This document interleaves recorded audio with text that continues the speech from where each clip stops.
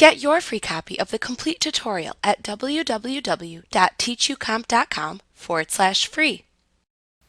Meeting participants can turn on live captions in Teams to make the meeting more inclusive for them if they are deaf, hard of hearing, have a language barrier, or are participating in a place that is hard for them to hear the other participants.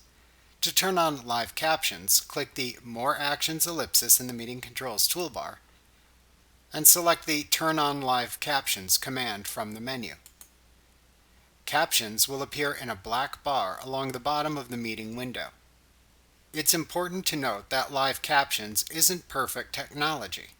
To make the best use of it, speak slowly, clearly, and directly into the microphone. You should also try to limit any background noise and try to avoid more than one person speaking at a time.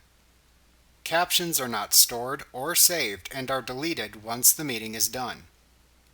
To turn off live captions, click the More Actions ellipsis in the Meeting Controls toolbar and select the Turn Off Live Captions command from the menu.